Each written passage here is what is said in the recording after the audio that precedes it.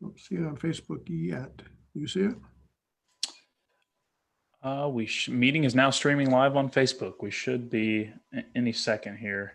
Yep, I see it. Good deal. So is it just under the? Just on the Apex Pro Facebook page. It's coming up here. Let's see.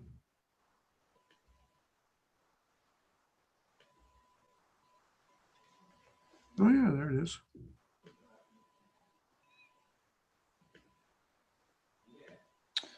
Well, what has life been like for you?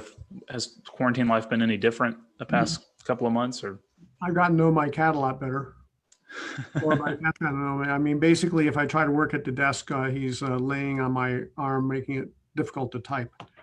But now that I've started to go back to the office, he's probably not happy. The fact that I'm going to be home after 8 o'clock tonight, and I'm doing some stuff tomorrow. I'll be home. He's not going to like that, but gotten used to the attention. Yeah, I mean he's 15 years old now, so he likes to have a routine.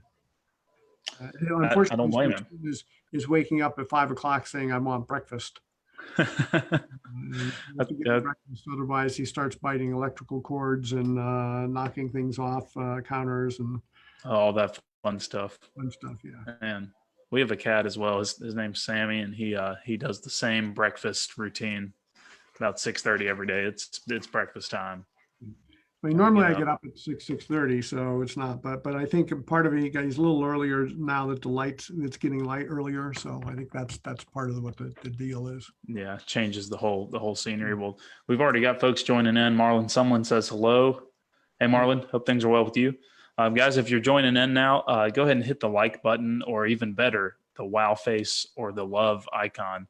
All those things help us generate some organic following from Facebook's algorithm, and that helps us get more exposure. Because what we're talking about today is safety. So we've got Joe Marko back on to talk again about motorsport safety, because it's the topic that is really probably the most fundamental and most important thing that it's just good to have good information out there about this. So I appreciate you being willing to share what you've learned, Joe. Thank you for being here.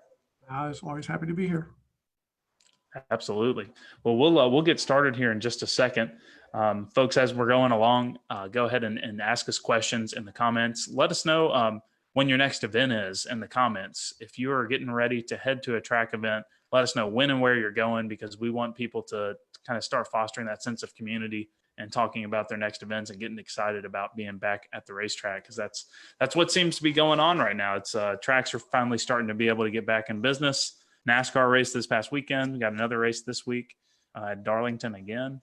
We've got a few BMW club events coming up. They're really, it's going to be interesting because they're trying to really challenge how to deal with the COVID thing at an event with instructing. So tricky. Absolutely.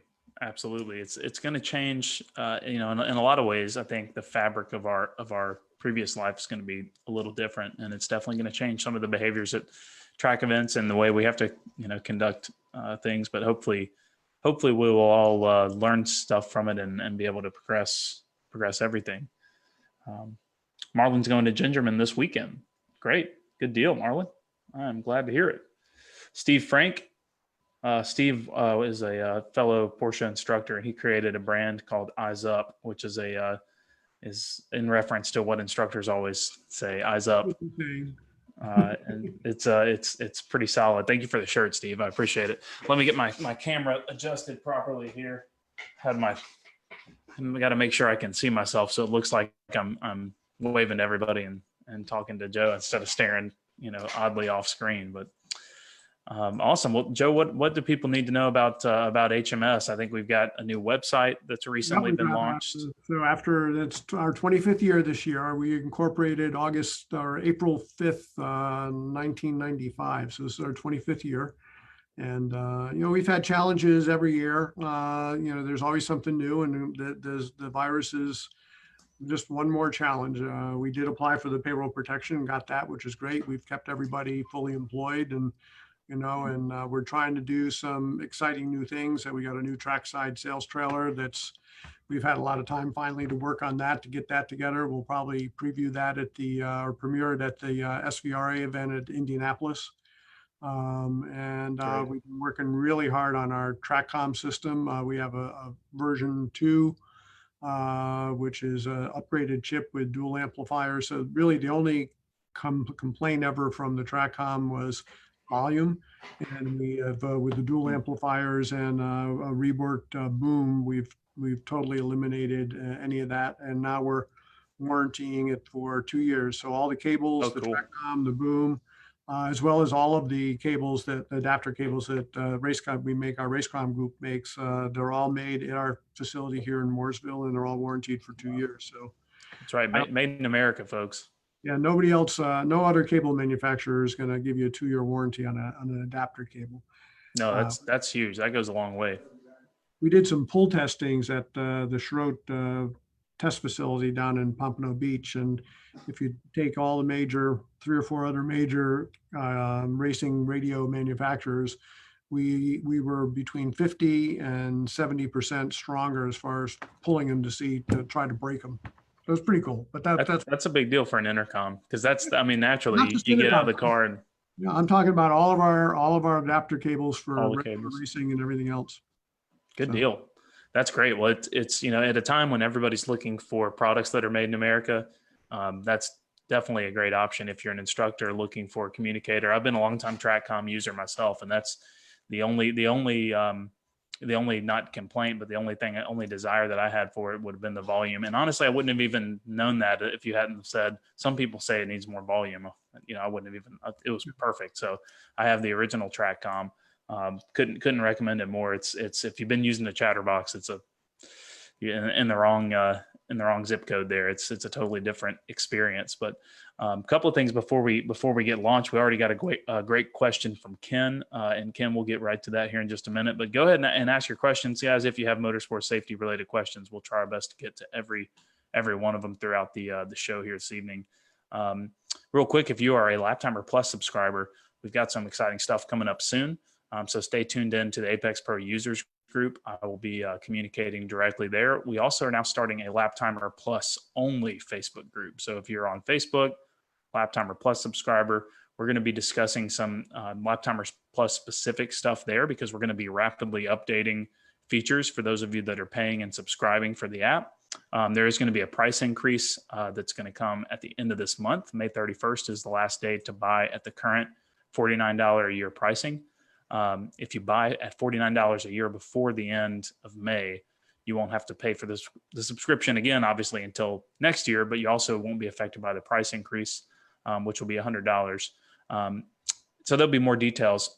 For Lap Timer Plus, guys, are going to get discounts, half off or 20% off, depending on the webinar, to all of our paid webinars. You're going to get access to a free webinar once every 6 weeks that's going to be track specific, where we look at your data. We're going to be doing all sorts of stuff that's going to make that $100 a year seem like a very small number, and then also adding features to the app. So if you're looking for a early Christmas present, this is a great way to do it. So feel free to reach out to me if you have questions. This is just a little, for those of you that are watching, sneak preview. More coming on that. Well, Joe, let's jump right into it, because we've got some awesome information and some really, really cool videos that I'm excited to share with everybody, because you showed me a little while ago, and it's eye-opening stuff. A couple of them, some of us might have seen before in our HPDE programs going through, but a lot of them, especially the ones that you've been involved with personally, we have not. So this is going to be great stuff. Yeah, we've got about 18, 20 videos, very short ones to look at. But what we're really going to try to reach out today is to talk about, you're sitting in that car, and everything around you is part of the safety system. And it's your seat, it's your belts, it's your helmet, it's your head and neck restraint, it's roll bar padding, it's interior nets, it's all those things. So what I'm going to try to do is show you, we're going to kind of talk about just how you move in an impact. We're going to talk a little bit about head and neck restraints and some different things on that. Then we're going to move into rollovers and some interesting videos of rollovers, so you can see what really happens in there. Then we're going to talk a little bit about, following up on rollovers, what happens if you come down flat on the roof, and things that NASCAR's done to, improve that. There was a lot of development work there. And then we're going to talk a little bit about interior nets or how interior nets are important. So rather than going into the detail of how these things are installed or what, we're really kind of going to go over how these things are used and how they play a role in being just a single part. Each one is a part of your system. And so it's a matter of, putting all these things together that gives you the safety factor that we're all looking for and that we all should be looking for, because unless you're a professional NASCAR, IndyCar driver or IMSA driver that's getting paid to do it, we're not getting paid. So we need to make sure that we can go to work on Monday morning or the next day and earn a living for ourselves and our families. So that's our focus. Absolutely. Well, before we jump into the video, Ken Schlorf asked this right off the bat. And Ken was at Brainerd this past weekend. I followed him on CrewView, so that was pretty cool. Ken says, Hans versus Airbag, unnecessary duplication or double protection? More double protection than unnecessary. I mean, the airbag, assuming that airbags don't go off in every single situation, they should generally go off in the situation where Hans would, or a head and neck restraint, because and actually, if we call them correctly, they're frontal head restraints now, FHR. Hans is a generic. It's like it's like Kleenex, but there are other tissues out there. So it's a brand. Yep, it's a brand. But there are several head and neck restraints out there, and head and neck restraint generally will work up to about 45-degree angle. So it's a frontal impact up to about 45 degrees. And that's where an airbag is probably most effective. But airbags, you have multiple airbags, so the airbags are going to help. One thing is that if you do have airbags and head and neck restraint, you don't need the airbag to come out at the peak load. So any car after 1996 has what's called a dual stage airbag system. So if your seatbelt, if you don't have anything plugged into the female receptacle of your seatbelt, so if you're using a racing harness in the stock seat, or if you're using some kind of harness, but your stock seatbelts are in there that you use on occasion, you need to have something clipped into that. Otherwise, what's going to happen is the airbag is going to come out at the maximum load. So there's a lower stage load saying I'm wearing my seatbelt, and the airbag deploys at a much lower level than if I have the seatbelt, and then it will deploy at a lower level. So it's important, if you are going to wear a head and neck restraint and you are going to wear belts and stuff, and you have active airbags in the car, you should have something in the female receptacle to indicate that you don't need that airbag to come out at the maximum load, because you can get, some small injuries just from that peak load in an airbag. Now with the helmet on, you want to make sure that if your airbags are active, that your visor is either removed or completely down. What you don't want to do is have your visor partially up and the airbag comes out, catches the visor and shoots the head back, or shoots the visor back and puts in the load. So you either want to remove the visor, which I don't recommend. I recommend whenever you're on the track and your windows are open, you should have the visor on and you should have the visor down and locked. I know of numerous drivers, particularly a couple of drivers where went off at VIR and this beautiful M3, and the windshield, or the right side mirror, when he hit the wall on the side, came through the car and put a big scrape right through the center of his visor. Now, had there not been a visor on, that would have been a problem. So, and I've had stuff come into the car and hit my visor, when I wear it all the way down. So, oh yeah. So basically, it's duplication is fine. There's no downside. Ideally, if you are wearing, proper belts and a head and neck restraint, put something so that the airbag will come out at the lower level, put something, get a latch from the female receptacle, plug it in, or take the old seat belt, put it around the back of the seat and click it in, do something to make that airbag come out a little bit lower, because you don't need that high intensity it would be. Yep. So with the Hans and a belt, make sure you have a plug in the seat belt of sorts to mimic a seat belt being in there, so you get the lower intensity airbag deployment. Right. And I have that. I have a Cayman and I have a Nagaro seats with 6-point harnesses, and I have a latch that I keep in the center console that I stick in there when I'm not using it. Awesome. Great question. Keep them coming, guys, and we'll get to them as we go through the show. Do you want to jump straight into to the videos? Yep. So I'm going to share my screen here and the sound share. And the first video I'm going to show you. So this video is probably 15 years old. This is a frontal test that we did at NASCAR way back, there is a Hans device on there, but even with a Hans device with tight belts, that's about a 70 G impact, which is similar to the test, although the test for head and neck restraint, they do it at an angle. This one was done, let me keep starting it here. This one was done just at a front side. But you can see his head comes pretty close to the steering wheel. In some cases, they'll hit the steering wheel because, you know, these NASCAR guys like to sit real close to the steering wheel. Mm-hmm. Let's take a little bit more modern look from the side. So this is a much more current sled test. This is pretty much the buck that is used to test head and neck restraints. I'm going to stop it right here. Wow, look at that. So when we Whoa. test, this is a 70 G impact.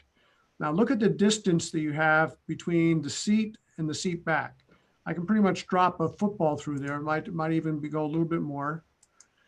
That's right? crazy. Look at all that room. All right, now it's the head and neck restraint is holding the head up, but Mhm. look at how much the belts have absorbed into the body. Now you're going to say, well, that must be the belt stretch. Well, that's not the belt stretch. The belt stretch, these stroke belts here, the shoulder belt has about 12% to 14% elongation. So really what that is the majority of that distance is the belts being absorbed by the body. Okay, so it's kind of moving everything together. The only points that are holding that belt in place is right here at the collarbone and right here at the pelvis. And you can see this nice angle. That's an angle of about 80 degrees, 70 to 80 degrees. And that's riding right over the pelvis. And that's optimally where it is. You can see how much better, you know, with this 6-point belt, the lap and the pelvis are held back pretty good. Okay, if you had a 5-point belt in this situation, this butt would be much more forward and the back would be curved under, which would be basically submarining into the 5th point, which is one of the things that's really important. So let's let this thing go and you can see. That's just crazy. Is that pretty normal at a, you know, if we're at a track day and you have a frontal impact with a wall? Now that's that kind of at a 30 G impact. This is a 70 G, but at a 30 G impact, you're still going to get at least a football. That's probably a basketball distance there. You're probably going to get a football distance between that seat back and there. And that's, I don't care how tight you have your belts, how good your seat, how good everything is. That's the optimum way for it to go. Now I want to move from that. So we talked a little bit about how you move within the cockpit. Let's look at this next video. This is a sled test that was done for head and neck, just to show the difference of head and neck restraints. Jeez. So the top video is no head and neck restraint, and the bottom one is with a Hans device. This is a 42-mile-an-hour video or impact. So I'm going to stop it. So you can see I've got similar movement on the back, but but as I move this forward, look at the position of the neck. So that's no head and neck restraint. Okay, and the only thing that's holding that head and neck restraint is the Hans device and some of the other devices have this collar, which is a higher collar, which ideally the optimum performance you get from having a tether that's as parallel to the horizontal as possible, because that's helping to keep the head up. And reduce. You can see, look at the position of the neck here. This is exactly the same point in the flow versus the position of the neck here. Okay, and then you can see again the stretch and how much load there is on the belts. That's crazy, just to see the deflection of the head compared to the head and neck restraint. So if you're not currently running a head and neck restraint, this video is probably enough evidence that that's absolutely a necessity. I mean, that's the difference between not going to work the next day and feeling like you probably going to do concussion protocol and being in the hospital versus essentially extremely sore at the least. Yeah, absolutely. And we got another question that is similar again from Ken. And Ken says, at what point, and it's very subjective, but Joe, in your opinion, at what point is it stupid not to have a roll bar or cage in your track car?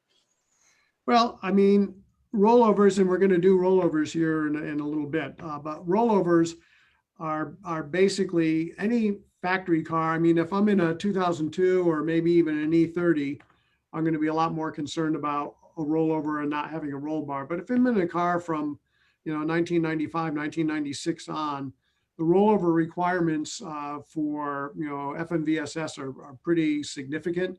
And most rollovers are not the car coming up and going, flat on its roof. Most rollovers are the car rolling over and first contacting an A-pillar on the left or the right-hand side, or and some combination of that. And the injuries from a rollover are typically not from the roof collapsing.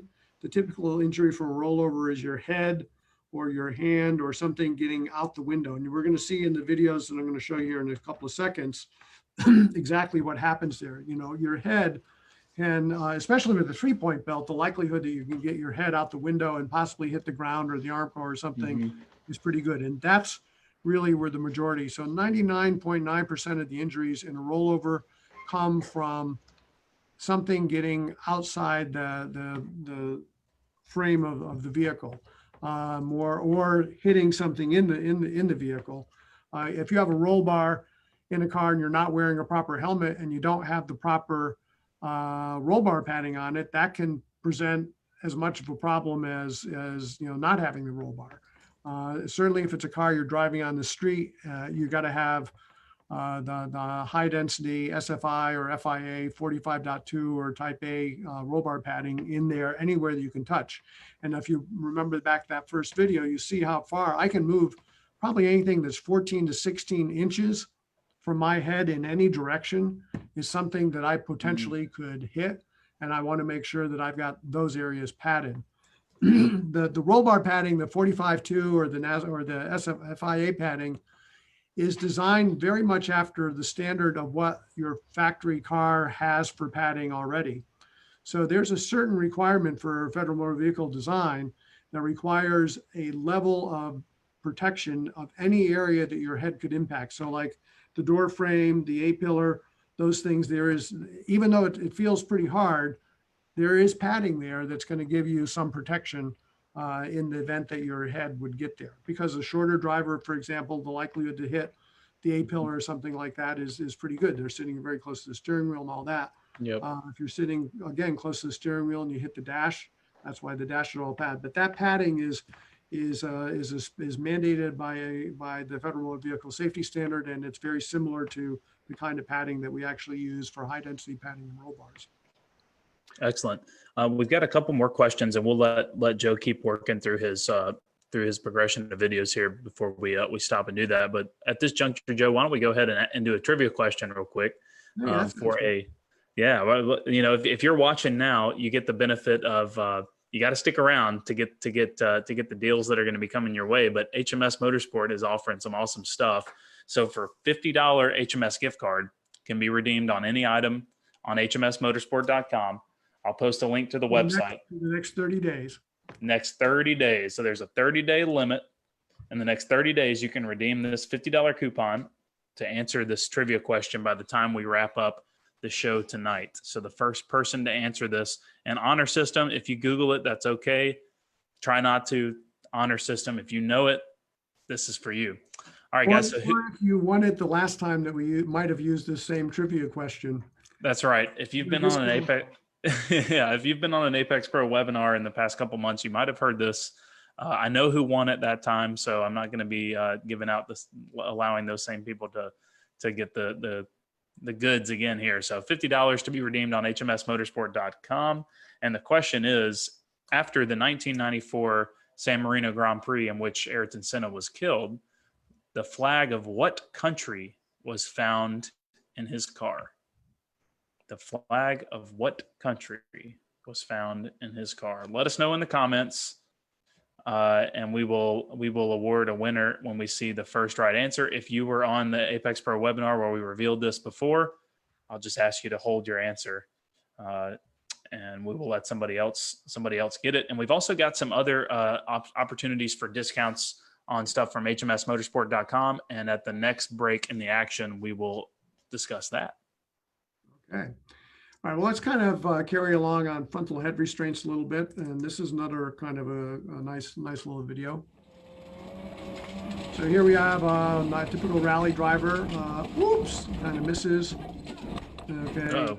you see somebody's head went pretty far forward there. Now here's the play of what actually happened in it. So it really just went in, not a big hit. Not a Okay, big but one. here's a slow motion. And now look at the driver left to right. So I'm going to back that up a little bit. I'm going to grab this back here. That's painful. All right, so here we go. So now I hit the dirt and watch the driver on the left. And now look at the Wow. navigator. Wow. It's a non-event for the navigator. But the driver basically hit the steering wheel, and had he not hit the steering wheel, it could have been fatal. And that was not a big impact. I mean, it was dirt. So there was, compression of the car, compression into the ground. So there's a lot of energy absorbed in that particular thing. But that's, the easiest thing to show you what the effect of a head and neck restraint versus no head and neck restraint. So if some of the other videos didn't convince you, that's one. Now, if that doesn't convince you, let me give you this next one. Okay. That's hard to watch. This one is it makes your stomach turn a little bit. I'm going to actually stop it right here and tell you what it is. So this is a study that was done by the military, and they took volunteers to do this test, and it's a 15G frontal impact test, belted in with like a aviation fighter pilot 4-point belt. And then there's some equipment on their head to measure what those loads are, which is probably about the same, maybe slightly heavier than what a typical helmet would be, or maybe about the same weight as a heavier helmet. So watch this painful. Ooh. Okay, Golly. my stomach turns a little bit every time I see that. And That's I've hard done to it as watch. a volunteer. And these guys are like Top Gun fighter pilots. So it's not like they're, so put yourself as somebody who's a little bit out of shape and not really in great shape. And that's going to be a real thing. So, look at,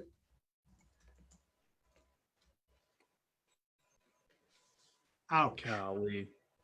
So It's so amazing how far his neck just, I mean, and that's it reaches farther than you'd think. And that's 15G frontal impact, 15 Gs.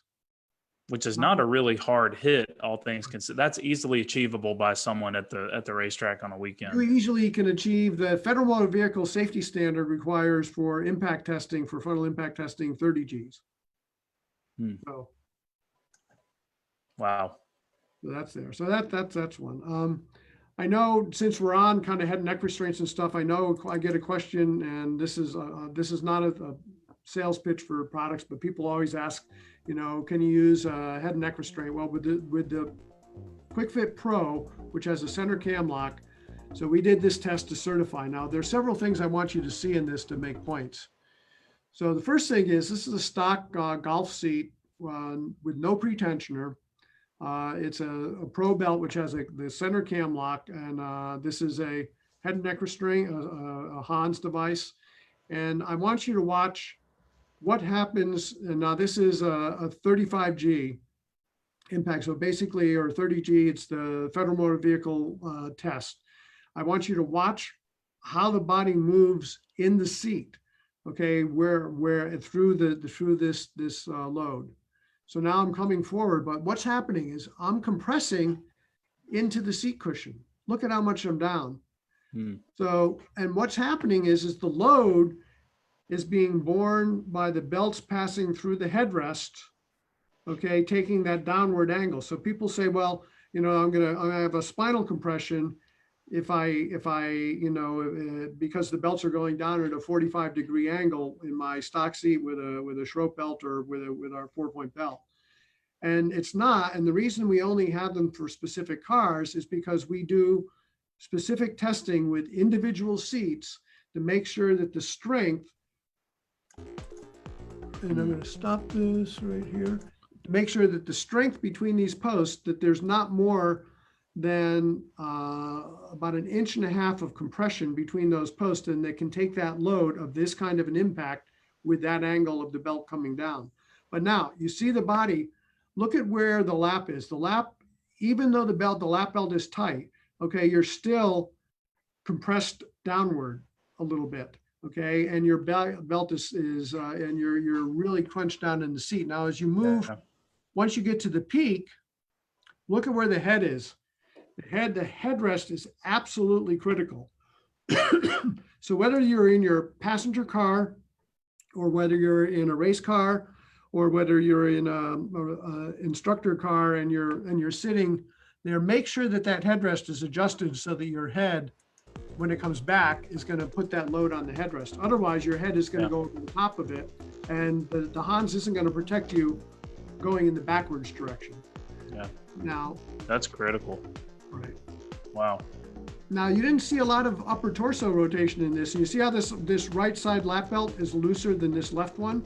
Yep. That's because the ASM on the right side belt has released, which allows for a little bit of upper torso rotation. Yeah, and we talked about that pretty in depth on our last discussion, which was really interesting about how the 4-point quick fit Schroth belts basically have the same kind of they work the same way as a factory belt, where they allow your shoulder to kind of rotate in an impact. So we've got a couple questions. We do have a winner, by the way, on our trivia question. Already? And Pablo.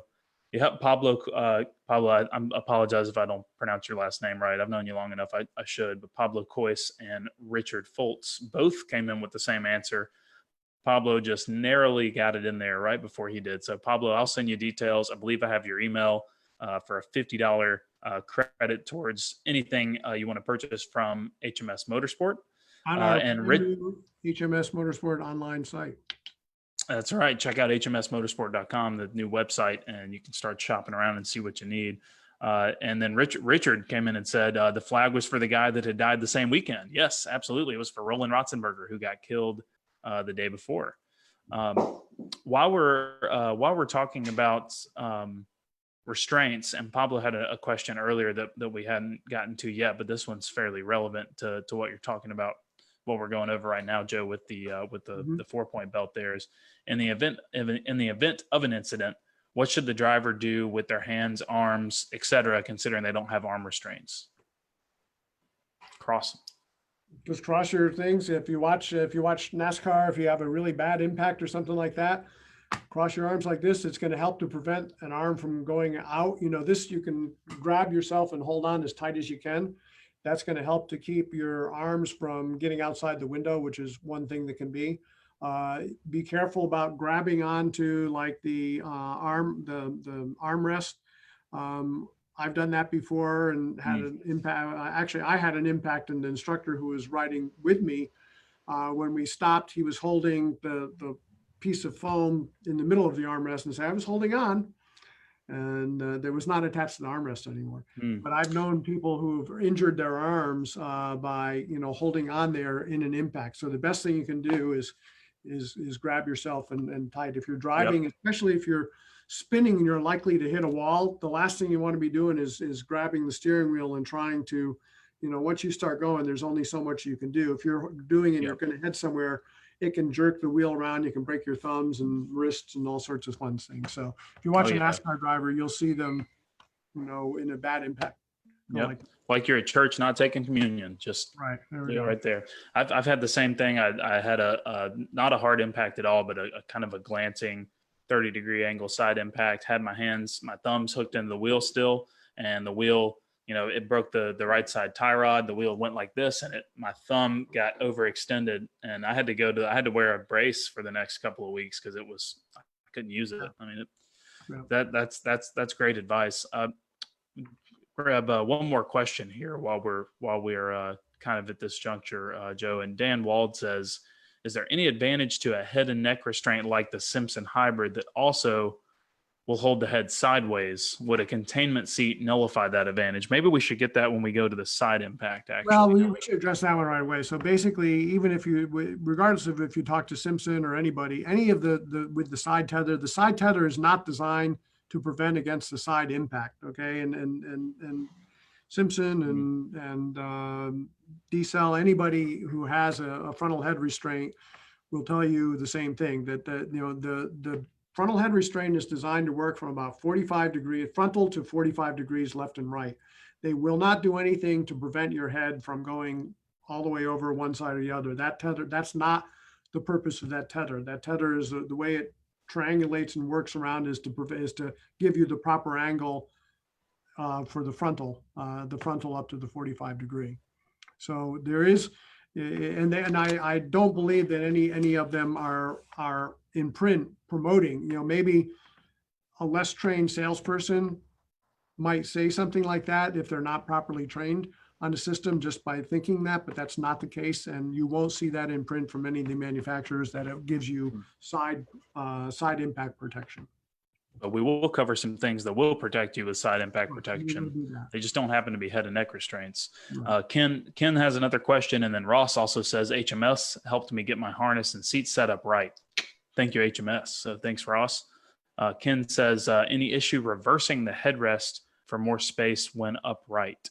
So he's saying, I've actually had to do that if I'm instructing in like an E46 M3. The angle on the headrest is not adjustable, and if I wear Hans device or in the case when I was wearing a Hans, it was pushing my head so far forward. What I had to do is take the headrest out, flip it around. You still want to make sure that the height of the headrest is there, because when you come back, you are still going to hit it.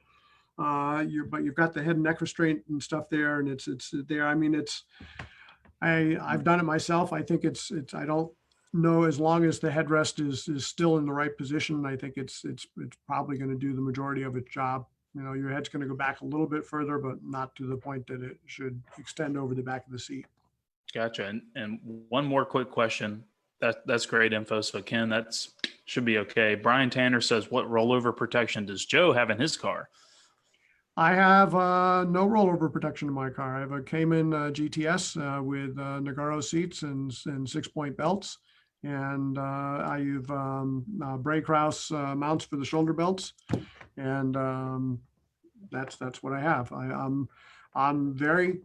I'm comfortable getting into like I said, anything about 95 or 96 on in a car with proper seats and belts, even if it doesn't have a rollover, because rollover from federal motor vehicle safety standard requires in a rollover that the seat back must stay fixed and upright, and that the belt must keep you upright. And a rollover is a minimum of 10 to 35 Gs. And in 10 to 35 Gs, you have absolutely no control to direct your body to go anywhere other than where it wants to go. So, the rollover, and like I said, the 99.9% of the rollovers are A pillar, left or right, or C pillar or D pillar, not a flat. If you have a flat, you come up off the ground and you come down on the roof, it doesn't matter whether you have a factory seat, a racing seat. In that case, a roll bar definitely would help you. But you're not going to be ever worse off in a car without a roll bar, except in the case of a total flip. And if you're in a car with a 3-point belt and factory seats, you're going to be in the same position you would be as if you were in a car with a racing seat and 6-point belts. You're going to be in the same boat. Gotcha. Great info. So Brian, especially in your case, in the Camaro that I believe Brian has, it's a very safe vehicle built and will meet a lot of the same standards, right? That it's required to meet from the factory. It still would apply in a track situation. And they've gotten more, if it's a new Camaro. I mean, the reason all the windows are getting so much smaller is because the standards for rollover and the standards for everything are always increasing, and they're always looking to do better. And by having smaller window openings, which in my mind presents other problems, but the structure of the unibody and this stuff is so much more than it was in the days when we had big surround windows and stuff. My TII and my 72 Mini, it's like a convertible. I mean, I can look around and see everything, which I think is great, but I would not want to roll over in one of those cars. Absolutely. So modern cars, yeah, okay. Older cars, roll cage, and a good example, Zach just sent me a picture. Actually, is the HMS Chump car, which is an E30 BMW, an older car. Early 90s or late 80s BMW, has a full roll cage in it, obviously to meet racing specifications. But if you're tracking that type of car, look into the cage options that you have, full roll cage, half cage, and rolled bars, because you are going to need rollover protection and something of that was only meeting the safety standards, the minimum standards at the time. Right. Yeah. And I believe we were going into rollover. I'm going to go into rollovers. So I got a few more videos here. Let me share my screen again. Good deal. And these are just, I mean, it's, folks, if you haven't seen some of these rollover videos before, if you're watching right now, don't take your eyes off the screen, because this is the reality of what happens in a rollover is just so interesting, and knowing what these eventualities are will help you protect yourself against it. So this is a 3-point belt. Kid was supposedly going about 70 miles an hour with all of his buddies in the car. He has perfect car control, you can see. Excellent car control. And his buddy's going to give him a little hand here. Oh yeah, I'll help you. And now watch, he's staying upright in the seat, but because of the 3-point belt, where's his head? His head is outside the window.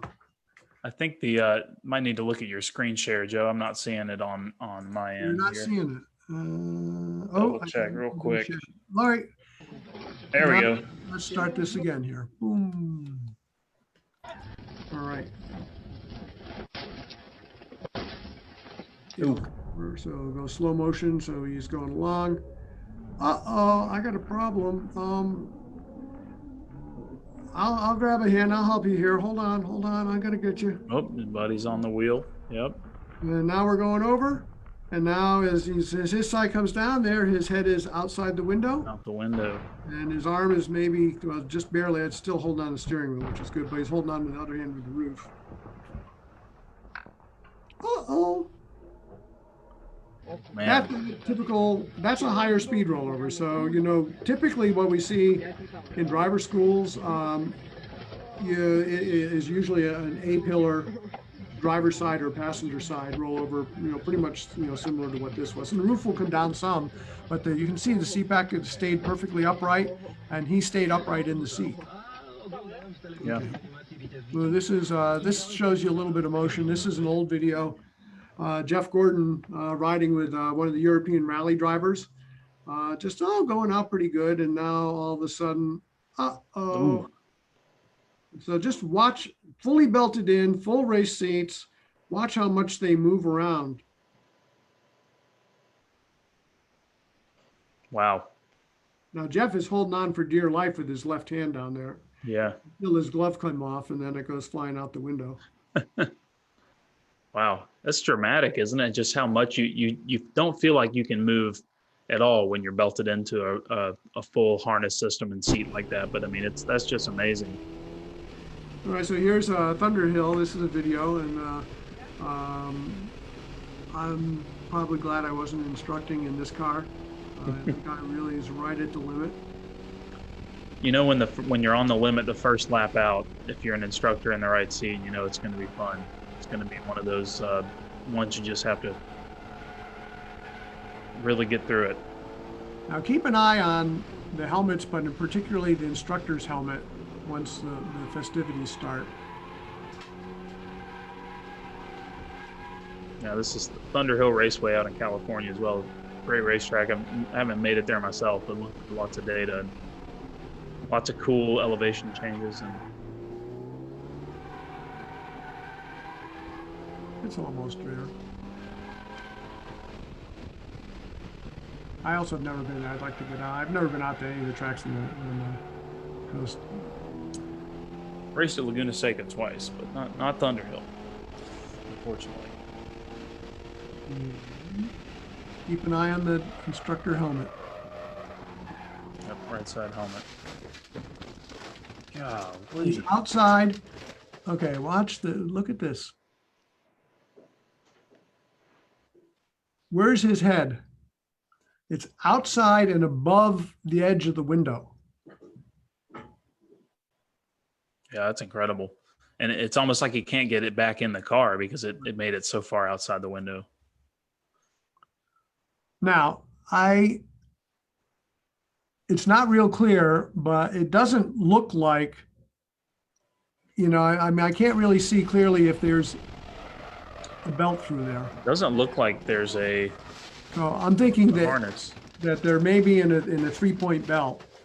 So now a 3-point belt in a race seat with sides that come up is a really, really, really bad thing, because the sides of the seat do not allow you to get the lap belt clicked in and to ride properly over the pelvis. It's going to ride up against the seat, so it's like having a lap belt that's about 5 inches too loose. Hopefully that wasn't the situation in here, but so that's a good image of that there. That's one. I've got a few more here. Yeah, that's absolutely terrifying to see what can happen there.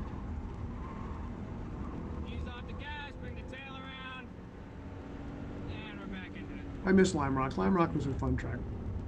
Great racetrack. I mean, even if you go out there with the 82 decibel limit during most like DE events, it's nearly impossible to get out there.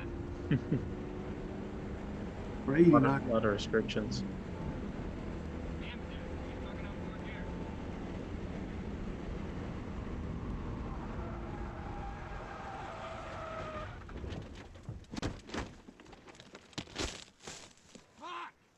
So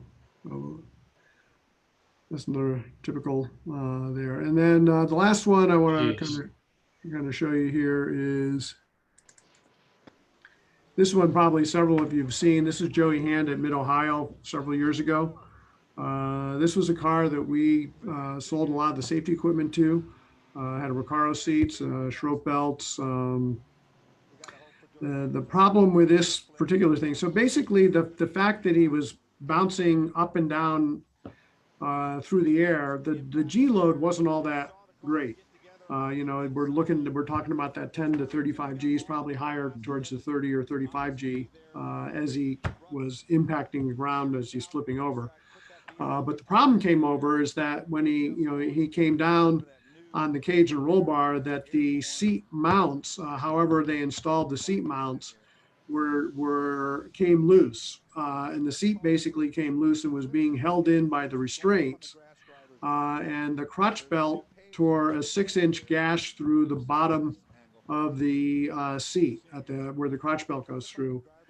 So he did have a bit of a groin injury, which he fully recovered from, but he felt the other injury he had. He did have a neck injury a little bit, and that was a result not of so much the impacts, because he was wearing a Hans device. It was when he finished and he felt liquid coming out, which he assumed it was gas and was afraid of fire. So what he did is he's upside down and he released his seatbelt and fell down on his head, because you can't release your seatbelt and hold your body up with two hands. And that created a bit of a neck injury, which he also fully recovered from.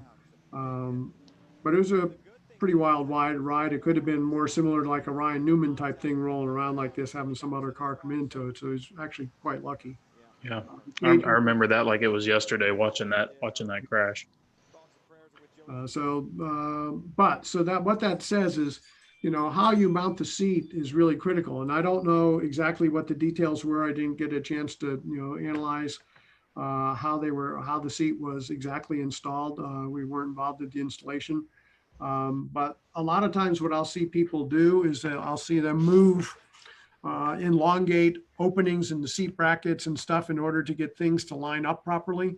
And by doing that, you're really affecting things. The other thing is this seat was on a slider, and I strongly discourage people, if at all possible, from using any kind of a slider, because it was the slider that more likely would fail than anything else.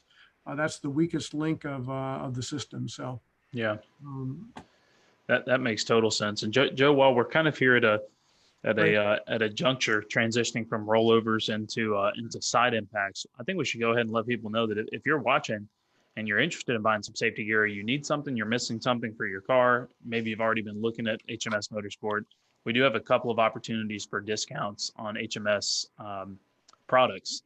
So Joe, do you want to give the details on that? So basically, for those of you listening and being fans of safety, which is what we're all about, for any of our core products, so our core products are products that we are import and exclusively distribute. So Schroet, Takata belts, Schroet head and neck restraints, frontal head restraints, Cobra seats, Rolero underwear, and Racecom racing products, including TrackCom, all of those things.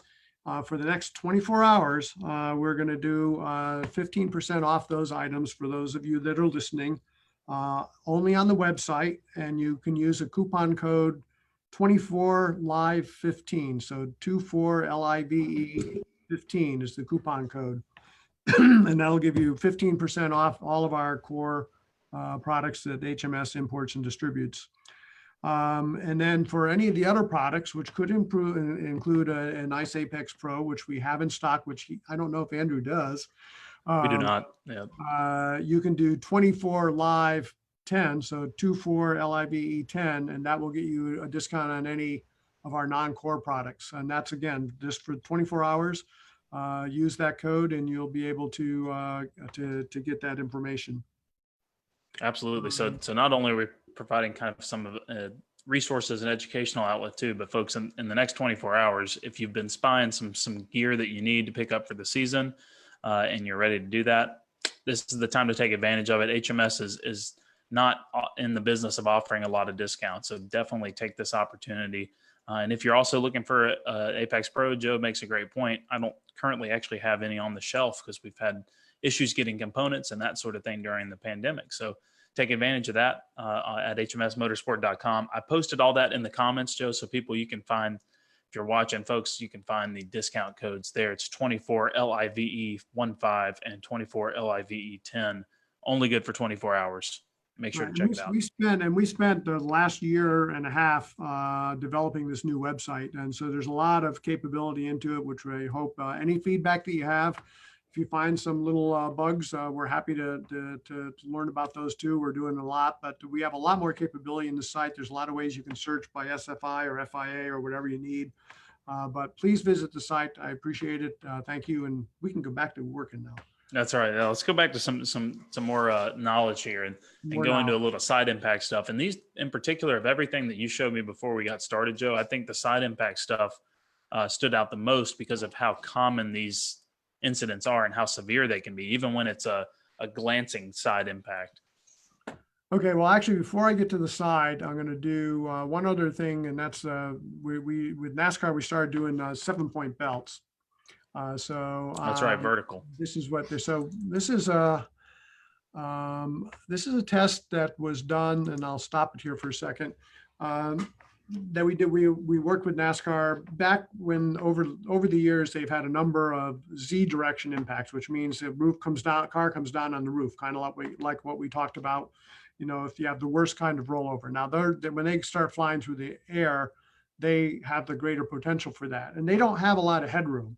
So one of their concerns was in some of these impacts, the heads either touched the roof or got very, very close to touching the roof. Not that it created a neck injury, but they were really afraid that that could be the case. So they said, all right, well, what can we do to improve that scenario and keep the body and the head further away from the roof? And so John Padillac and the team at NASCAR R&D and John Melvin and a number of really, gifted safety experts that's all they do for the living. I was honored to be able to participate in them and come up with, whatever suggestions we could offer. And so what they did is they laid, normally in a sled test, the dummy is seated and is shooting in the direction they're going in a normal position. But what we're trying to do is measure the distance between the roof and the top of the helmet. So what we did is we cut a nice hole in the top of the steel helmet here, and we put a strain, a cable that we could measure the distance between that and the fixed point. And then we tried different belt configurations. So we tried double shoulder belts, single shoulder belts, 6-point belts, rearward mounted 6-point belts, forward mounted 6-point belts, 5-point belts, and then 7 and 9-point belts, which basically you take a 6-point double crotch belt and you add another one, which we call a negative G belt. So this is a 6-point belt. And what I want you to do is watch the distance that I'm going to stop it right there. Okay. Well, I didn't stop it. Okay. So I want you to see the distance right here. Okay. So this is with a 6-point belt. Now look at how much the body is lifted up in the seat and how critical that lap belt and the crotch belts are to keep that body down, and also the shoulder belts. So in a vertical drop, if you're coming right down on the roof, the most important thing is that your crotch belts, lap belt, and especially the shoulder belts, because the biggest load is going to be on the shoulder belts in that kind of scenario. And so now you can see, so this is without the negative G strap. So I'll let that play out. And you can see it just goes along. And then the body's, coming back down. And now what I'm going to do is I'm going to do the same video, but this is with the 7-point belt. Gets loaded. Now watch the distance here. Okay, that's about 2.5 inches that we were able to improve the distance by 2.5 inches by adding that negative G belt. And you can see the negative G belt right there. Now that negative G belt in this particular test took a load, and this was 32 Gs. There were 31 Gs. So this was a test that was run at 31 Gs. And I'll play this again here for you while I'm talking. So basically, NASCAR has a data recorder in every single car, and they can measure the X, Y, and Z axis. As soon as any kind of a peak load comes in, they measure it. And what they're able to do is take that information and put it onto the sled test and onto the crash sled and recreate that same level of impact. And so this is what they're doing, and that's how they can evaluate what's really going on.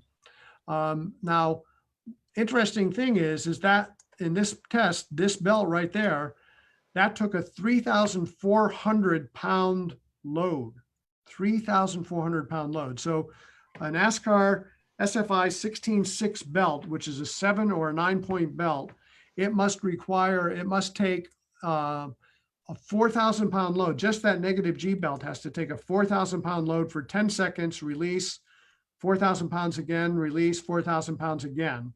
We could hang a cup car by that negative G belt. We actually had to go in and redesign. The bracketry to take that kind of load. The hardware, the webbing, we could do it with Kevlar, or we could do it with even our regular NASCAR 2-inch webbing.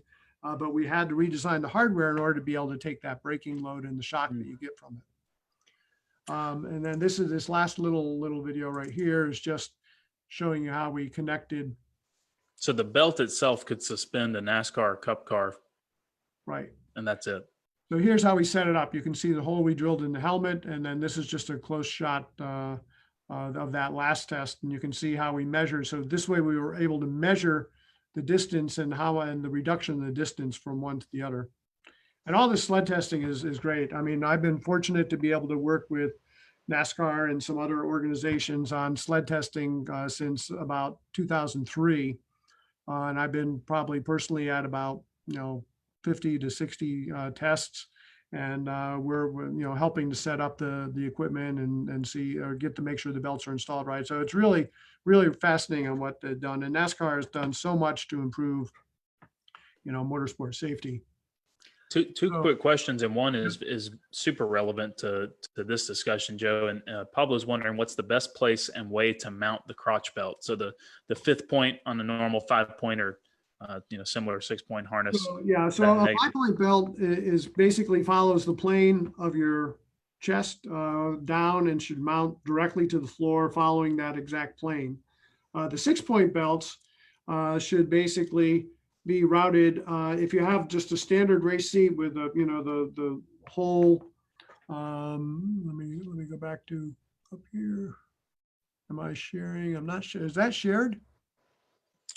I still see the crash test. You do still? Okay. Image. I think I have to let it run and then I can get up there. It's not letting me get rid of the share here. There we are. So the typical hole in the bottom of the seat where the crotch belt is, I mean, Cobra seats have a nice triangular one, which makes it a little bit easier to actually, it's triangular the other way. Or a lot of the seats just have a big rectangular hole. You want to go through that hole and then go rearward about 2 inches and then separate 2 inches, about 20 degrees rearward, and then 2 inches left and right. that's with that standard type of seat. Now, NASCAR seats and the other ones, when we add in the negative G belt, we actually go, the belts are mounted internal to the seat. So we're able to bring the lap belts around inside of the thighs and bring them back almost to the lap belt points. And so they're rearward mounted, and then the negative G belt follows the plane. But when you're sitting in a shell seat, you don't have that opportunity. And in all cases, you always want your seat belts, lap belts, shoulder belts, sub straps to be as short as possible. So it doesn't help to put the belts through the hole and then go far back, too far back, because then all you're doing is you got extra webbing that's going to stretch. You've got more load that's put on that opening into the seat back or into the seat opening. So you really, basically through the hole, 20 degrees back, 2 inches left and right. You can go 3 or 4 inches left and right if you want to, and have the angles so that when you're going through, that the angles are at the angle that it's bolted in, that it's pulling and going over your thighs, at an angle, and not just kind of pulling up through the center. So hopefully Gotcha. that describes that a little bit better. That makes sense. And you could see in those videos we played earlier how much when that first video that showed the driver, the impact happening, the frontal impact, and the driver just moving out of the seat, like you said, that you could squeeze a basketball in between him and the seat. That was almost all the webbing of the seat of the belt stretching. So that less webbing is really powerful. Yeah, it is. But really the belt in that situation, about 10% of that is the belt stretch. And the rest of it is the belts compressing into your body. Now, Right. the more if your belts are not tight, okay, the way it works, if you go into an impact, until you can stop moving the lower part of your body, you're not getting any load on the upper part of the body. So the way it works is you're sitting upright, you start coming forward, you start going like this. Once it stops this part of the body, then it starts to load the upper part of the body. And until you stop the upper part of the body at the upper, you're below the neck, you don't get any loads on the neck. So the more you let that lower part of your body move forward, okay, at the pelvis, the greater the chest load is going to be. And then the greater even more that the neck load is going to be, where a head and neck restraint comes in critical. That's good info. A 5-point belt versus a 6-point belt. Why do we, almost all professional and club sports racing requires 6-point belts now. Why is that? Because a 5-point belt, you can't really mount it rearward. Otherwise, you're going to create a really bad groin injury. And even if you mount it at the proper position, the fact is it's not holding the lap belt as tightly and securely in the proper position down on the pelvis. So it allows more lower movement in the lower body. So you're more likely to have a groin injury. You're much more likely to have a higher chest load, which is why with a 5-point belt, NASCAR and other racing series used to see a lot of chest. What do you call the bone in the middle of the chest there? Sternum, maybe? Sternum. You see sternum injuries. Thank you. Look at that. High school anatomy coming in. Very good. Yeah, it went out of my mind, getting past that. It's a shiny reflection. It just reflected the. That's right. Just zing. We had very common sternum injuries, but once we went to 6-point belts properly mounted, almost sternum injuries have almost non-existent anymore. And so a 5-point belt in no situation is where we should be going. A 6-point belt is really the ticket. And then if you can do it, with a proper seat, depending on, it's a lot easier if you're in a formula car or in a prototype or something to do a 6 or 7 or 8 or a 6 or 8 or 9-point belt. A 9-point belt would be a Hans device with a lower belt underneath the belt, underneath the Hans sandwiched in, an upper belt on top of the Hans. And then that makes those are 4 points. And you have the 2 laps, that's 6, the 6-point substraps, that's 8. And then the negative G, that's 9. And probably 70% of the NASCAR Cup drivers are running 9-point belts. Wow. And it gives a really good result. All right, the last thing that we want to hit on is side nets. No pun intended, right? Hit on. I mean, everybody thinks that, okay, if I have a halo seat, I really don't need I don't really need to have an interior net and so this is and probably many of you have seen this before. This is Johnny Benson, long time ago. comes in, bumps the front, then the back of the car, then what you don't see is the back of the car then slams into the side of the wall. So if you're watching now from inside the car, you'll see he comes around, he bumps, he tries to do a correction. Now the rear end of the car is going to hit the wall, and you're going to see what happens. So now, if you take a regular race seat that you have, you take a regular race seat with no real shoulder or no rear head protection, okay, you're not even going to have this is aluminum seat, and you can see how little effect this particular, they don't make aluminum seats like this too much anymore. You can see how much that did nothing. And you can see how now he's belted in with a you know, at least a 5-point harness at this point, maybe a 6-point, but probably a 5. And that's just his neck moving in that direction, kind of like the videos I'm going to show you in a second. So that's where an interior neck comes. Now this next one, this is just terrifying. This is a T-bone impact. Ooh. If you're sitting in a seat, that's fully belted in. You can see a Hans device sitting underneath there. Yeah. Belted in, but I don't have any side head support. Golly, scary.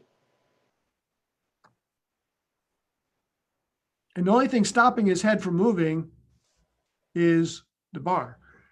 So now, what can you do? Very simply, the interior net that a lot of people bitch and moan about, makes it a non-issue.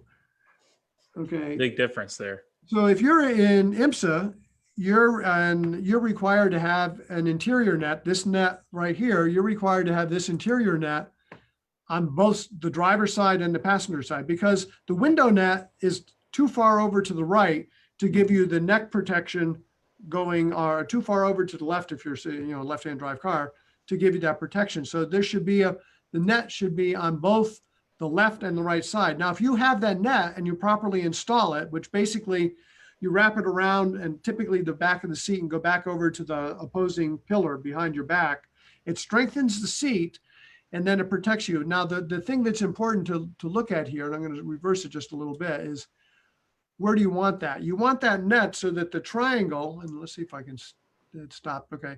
I want this triangle net to be just below the line of eyesight.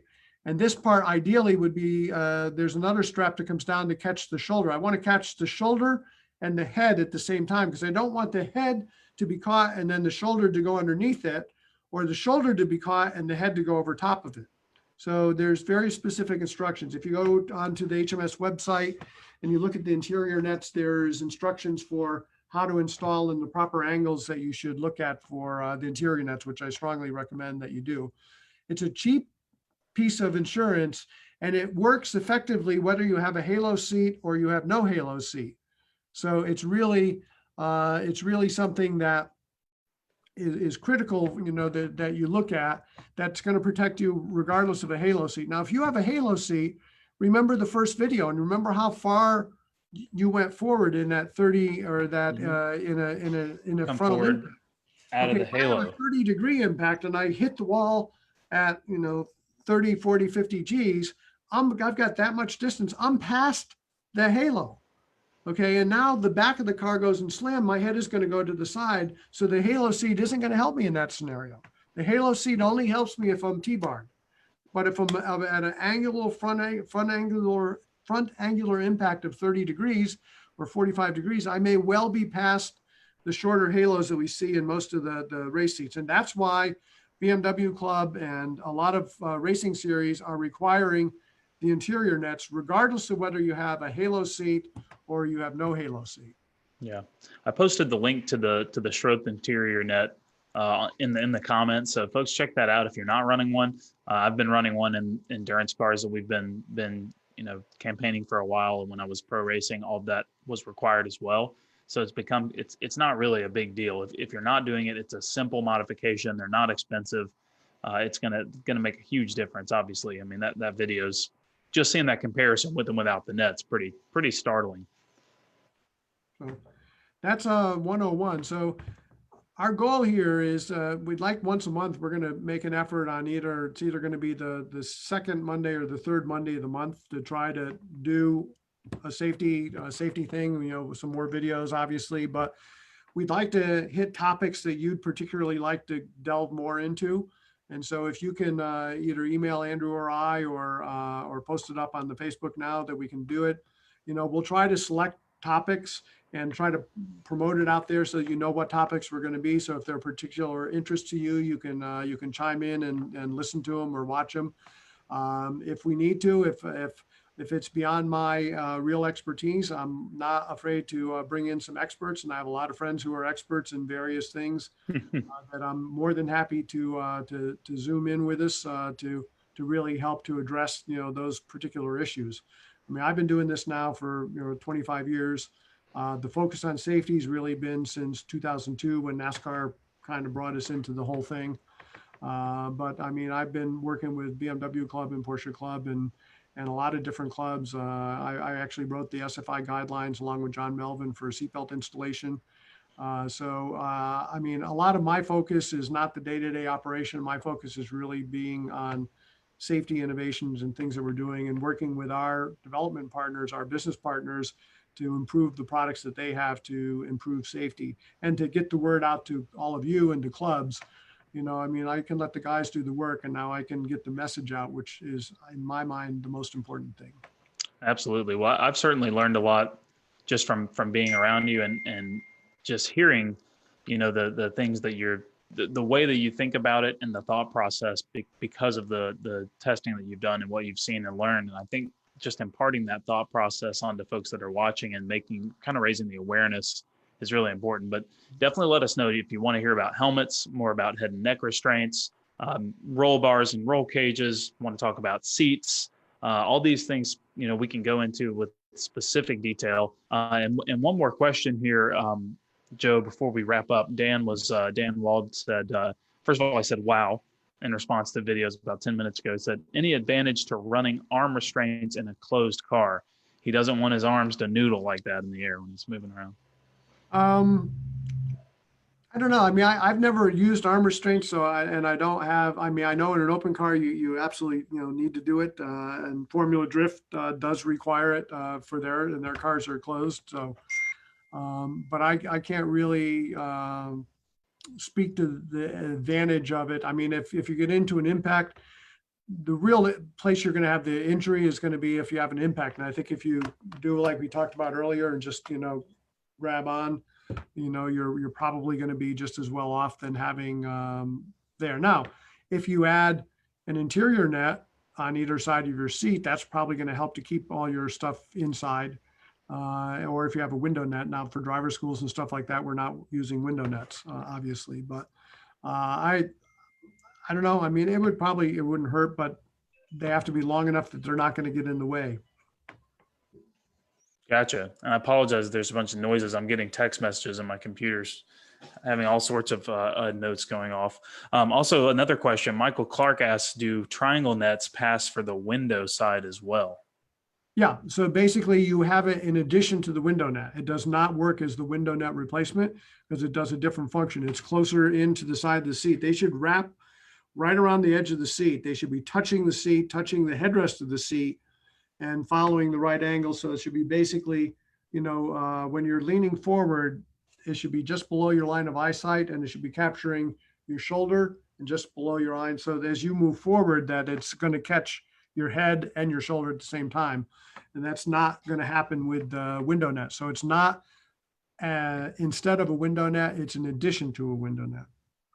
Gotcha. So you can run a window net, an interior net on the window side and on the inboard side. And that's what's required in IMSA. IMSA requires that in all their cars. They have, I mean, any car that is as an open window, they have to have a window net, interior net on both sides, both left and right side of the driver.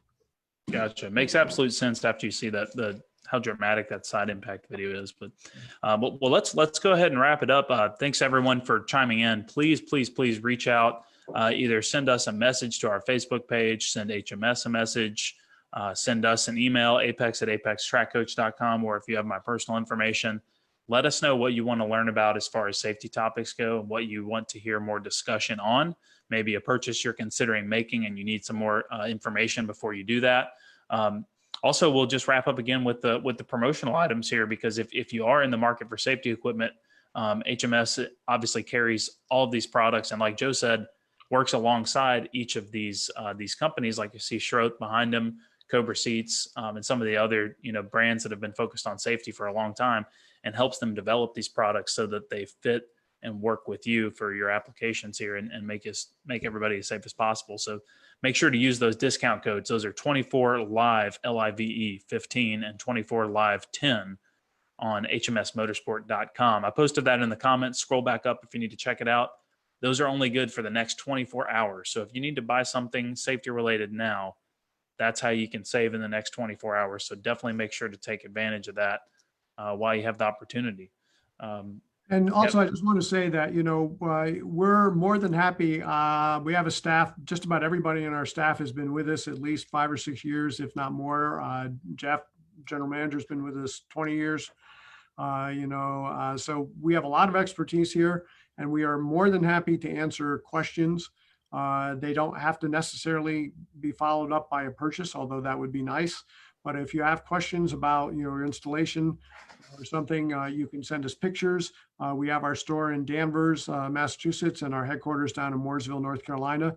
We have people bring their cars by all the time, on their way to the track or on the way back from the track. And we're more than happy to check out your installation, your equipment, regardless of whether you're using our products or not. I mean, we're in it for safety, and we're happy to help you, and we're happy to give you whatever advice that's appropriate.